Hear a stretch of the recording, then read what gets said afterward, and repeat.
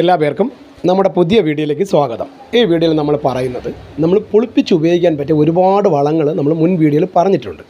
അപ്പോൾ നമുക്ക് അതിനൊന്നും സമയം ഇല്ലാത്ത ആൾക്കാർക്ക് വേണ്ടിയാണ് ഇപ്പോൾ ഈ വീഡിയോ ഷെയർ ചെയ്യുന്നത്. പെട്ടെന്ന് തന്നെ ഒരു അരമണിക്കൂർ കൊണ്ട് നമ്മൾ വീട്ടിൽ തന്നെ ഒരു അരമണിക്കൂർ കൊണ്ട് പെട്ടെന്ന് നമുക്കൊരു വളം തയ്യാറാക്കി നമുക്ക് പുളിപ്പിച്ച വളങ്ങൾ ഉപയോഗിക്കണമെങ്കിൽ നമ്മൾ ചെയ്യേണ്ട ഒരു മാർഗ്ഗമാണ് പറഞ്ഞു തരുന്നത്. ഇപ്പോൾ കുറ്റിയിച്ച മറ്റ് ശല്യങ്ങളൊക്കെ ഉണ്ടാകുന്ന ഡൗട്ടുള്ളവർ, ചിലപ്പോൾ ചില ഫ്ലാറ്റുകളൊക്കെ താമസിക്കുന്ന ആൾക്കാർക്ക് അത് വലിയ ബുദ്ധിമുട്ടായിരിക്കും പുളിപ്പിക്കാൻ. അപ്പോൾ അവർക്കുള്ളൊരു എളുപ്പ മാർഗ്ഗമാണ് പറയുന്നത്. അപ്പോൾ നമ്മൾ പുളിപ്പിക്കാൻ ഉപയോഗിക്കുന്ന ഏത് സാധനമായാലും, ഇപ്പോൾ നമ്മൾ സാധാരണ സവാളയുടെ തോലും വെളുത്തുള്ളിയുടെ തോലും തേയില കൊത്തൊക്കെ ഇട്ട് നമ്മൾ പുളിപ്പിക്കുന്നുണ്ട്. അതുപോലെ തന്നെ നമ്മൾ കടലപ്പിണ്ണാക്കും വേപ്പിൻ പിണ്ണാക്കും എല്ലുപൊടിയും കൂടി ഇട്ട് നമ്മൾ ഒരേ സമാസമയം എത്ര എടുക്കുന്നോ അത്ര സമാസമയം എടുത്ത് നമ്മൾ പുളിപ്പിക്കുന്നുണ്ട്. അപ്പോൾ ഇതൊക്കെ എളുപ്പം പുളിപ്പിക്കാനുള്ള മാർഗ്ഗമാണ് പറയുന്നത്.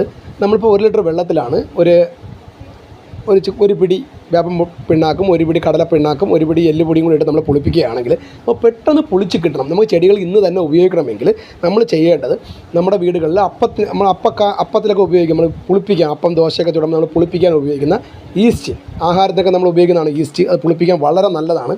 അപ്പം നമ്മളൊരു ചെറിയ സ്പൂൺ ഈസ്റ്റ് നമ്മൾ ഈ പുളിപ്പിക്കാൻ ഉപയോഗിക്കുന്ന ആ വസ്തുക്കളിൽ ആ വെള്ളത്തിലോട്ട് ലയിപ്പിച്ച് വയ്ക്കുക.